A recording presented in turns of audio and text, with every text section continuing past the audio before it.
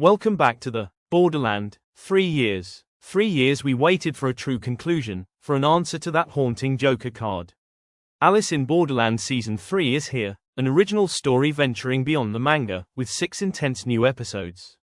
Did it deliver a final, perfect answer, or did Netflix roll the dice one time too many? This is your ultimate breakdown of Season 3, the fan reactions, the criticisms, and where we go from here.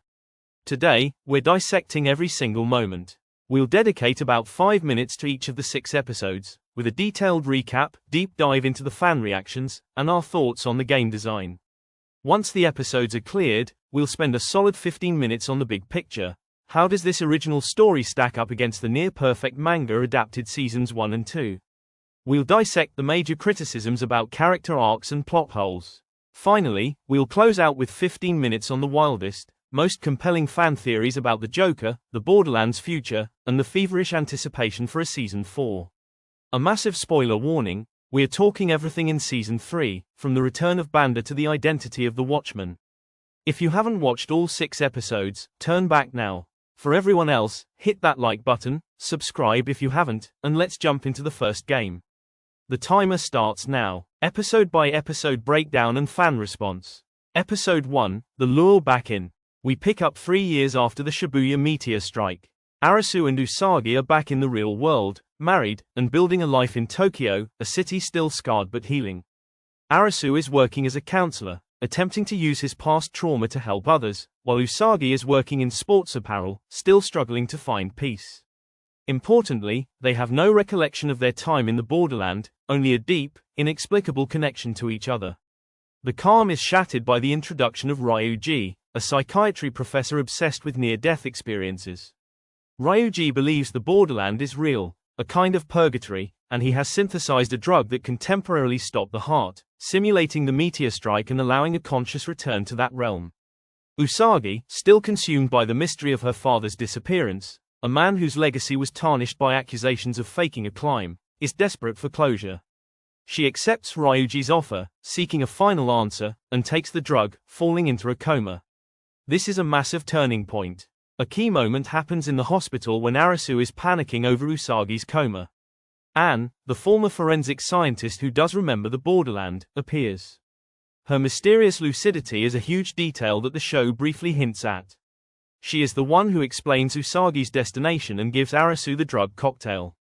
Arisu, now with a clear, conscious objective, to save his wife and their unborn child, willingly sacrifices his new life to return. He enters the Borderland, ready to fight for his family. The fan pulse on Episode 1. The immediate reaction was explosive and highly divisive. The emotional climax of Arisu and Usagi's domestic bliss was a high point, but many fans felt the plot mechanism was clumsy. The loudest criticism focused on Usagi's character arc. The fan community widely viewed her willingness to abandon Arisu for a speculative search for her father as a massive step backward for the strong, survival-focused woman from the first 2 seasons. Arguments raged on Reddit. Usagi risked everything, her recovery, her life with Arisu, and her pregnancy, for a ghost of her father. That doesn't track with the resolved character we left in Season 2. On the other hand, the return of Anne, even for a brief scene, was widely praised, as was Arisu's new, confident resolve. No longer a confused bystander, he's a man on a mission, which gave his character a strong emotional driving force.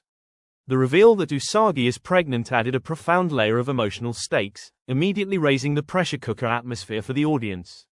The Joker card appearing in the opening credits confirmed that the rules had changed, and the game masters were now more random and chaotic. Episode 2, The Zombie Game, A Heart's Trial. Arisu wakes up in a Borderland that feels immediately different. It's sparse, almost run down, and the first game is thrust upon him without the usual fanfare. He finds himself with a group of new players, including Nobu, a quiet, self-harming college student, and Sachiko, a housewife escaping domestic abuse. This game is visually gruesome and intense, set in an enclosed multi-level building. The game is a zombie game, a clear Hearts-style trial focused on trust and psychological warfare. Players are told they must find a cure, but the catch is that a secret group of players are zombies, who win by successfully biting and infecting all the humans.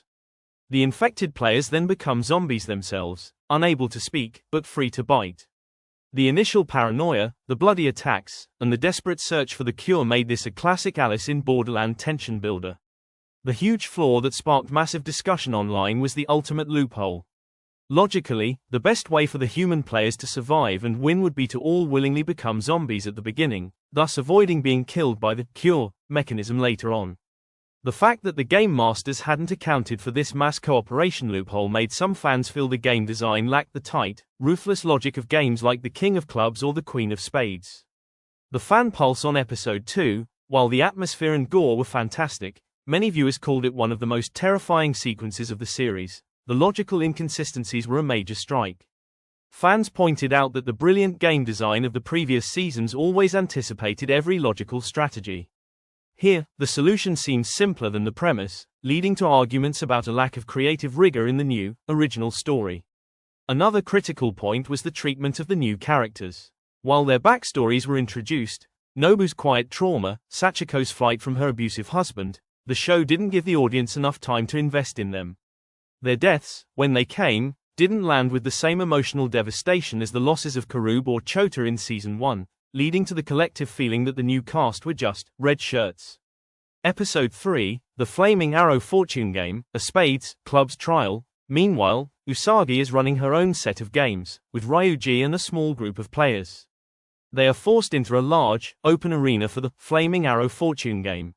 This is a brutal endurance test, an amalgamation of the physical spade suit and the high-pressure element of a clubs game. Players must stand on a pattern of marked floor tiles, but randomly and rapidly, flaming arrows rain down, scorching any player who hasn't moved to a safe spot. The only way to win is to collectively figure out the complex, rapidly shifting pattern of the safe tiles.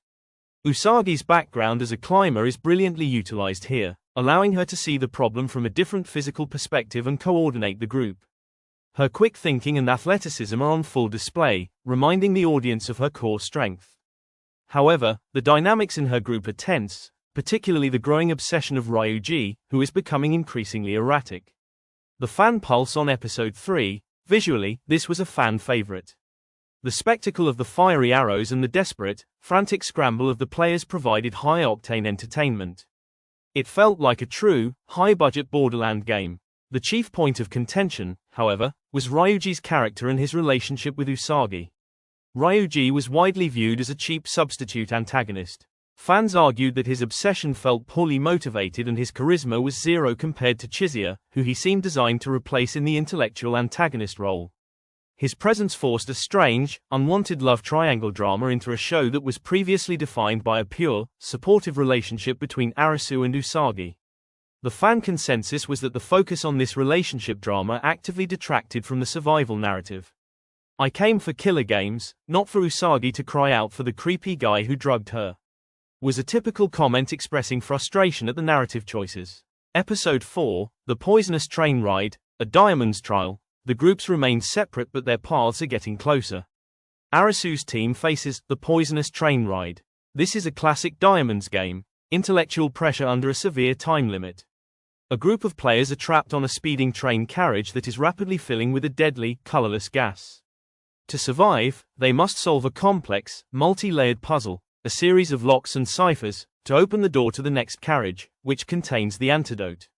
The pressure cooker setting is excellent, but the game is complicated by the presence of players who are secretly working for Banda, sowing discord and misinformation to guarantee failure. It's a race against both the poison and human malice. Nobu, the quiet college student, has a crucial, tragic moment, sacrificing himself after realizing that his fear and trauma were being exploited, delivering a gut-wrenching emotional beat that finally landed with the audience. The fan pulse on Episode 4. The game concept itself was appreciated, harkening back to the cerebral challenges of Season 1. However, the episode highlighted the season's overall struggle with pacing and character development. Fans argued that the game felt overly convoluted, and the cheating players twist was predictable. Furthermore, the loss of Nobu, while sad, felt rushed. Critics compared it unfavorably to the death of the Hatter, where the audience had time to understand the character's descent before his demise. The main team still felt like a collection of archetypes, leading to the overall complaint that Season 3 lacked the emotional resonance of its predecessors. The consensus was that the brilliance of the game mechanic was often buried under too much underdeveloped character drama. Episode 5, The Unseen Trap, Banda's Heart's Trial. The climax of the season begins as Arisu and Usagi's groups finally converge, only to be immediately confronted by the true puppet master of the Joker tournament, Banda, the former serial killer who chose to stay in the Borderland as a citizen. Banda's motive is revealed: he's looking for the one player worthy of joining him, and he has identified Arisu as the target. Usagi was bait. Banda's game is entirely psychological, designed to exploit the deep-seated trauma and guilt of the Borderland survivors. It's a game set inside a series of individual rooms, each offering a terrifyingly realistic temptation, an easy out from the pain of their real lives. Tetsu, the player dealing with severe drug addiction, is lured by a vision of peaceful escape and is killed in a shocking moment as his point deduction exceeds his life pool. Banda is testing the strength of their will to endure a painful life. This episode features a crucial, brief scene. Anne, the one character who remembers everything, appears in the real world at the site of the near-death experience. She confronts Banda, who has somehow materialized in the real world to taunt Arisu. Anne touches Banda, and he recoils, vanishing back into the Borderland. The fan pulse on episode 5. This episode delivered the biggest narrative frustration. Banda, who was a terrifying secondary villain in season 2, was elevated to the main antagonist and widely failed to impress. Fans criticized him as a weak villain, lacking the authority and intelligence of the face card masters. His motivation, to recruit Arisu, felt thin and cheap. The psychological nature of the game, while thematic, didn't feel like a proper Borderland challenge. It was a morality play, not a survival puzzle. The only moment of true excitement was the Anne confrontation, which sparked the Anne remembers everything fan theory. The community agreed that the show failed to utilize the two true original villains of the manga, Banda and Yaba, who both chose to stay as citizens, to their full, terrifying potential. Episode 6, Possible Futures and the Watchmen. The finale. The remaining survivors are forced into the ultimate Joker game, Possible Futures. The concept is vague. Players are given points and presented with visions of their real-world future, positive ones, happiness, success, or negative ones, misery, failure. Choosing a positive vision deducts points, making it a risk, while choosing a negative one adds points. It's a test of whether they value the comfort of an easy future over the pain and struggle of life. The horrifying truth is revealed: Banda rigged the game to kill Usagi by drowning her in a rising tide of water. Ryuji, finally redeeming his creepy arc, sacrifices himself, forcing Usagi to safety. Arisu, with a primal scream of desperation, rips his way out of the arena to save a drowning Usagi, and they are both swept into a massive, symbolic vortex. They end up in a limbo space, where they are greeted by the mysterious figure of the Watchman, played by Ken Watanabe. The Watchman explains his role: he is a neutral observer, guarding the rift between life and death, confirming the Borderland is purgatory. He offers Arisu peace, death, saying, "There's no more pain. No more suffering." Arisu, looking at Usagi, rejects the peace. He chooses life, declaring, "No more happiness, either." He chooses the hard, painful reality of the world with his wife. Arisu wakes up in the hospital, and the season ends with Usagi waking up, a close-up on the Joker card, and the confirmation of their unborn child. The fan pulse on episode 6.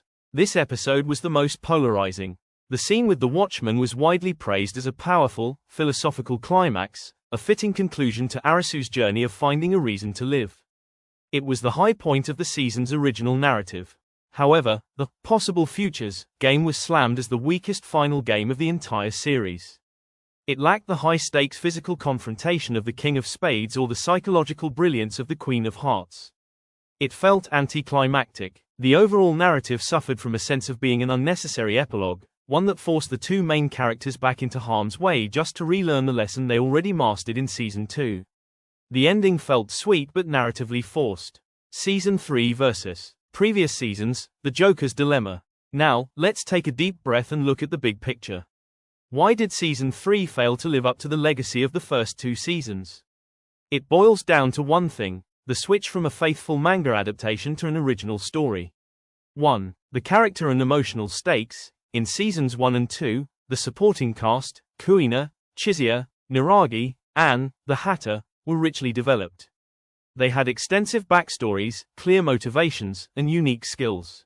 When they died, the audience felt the weight of that loss.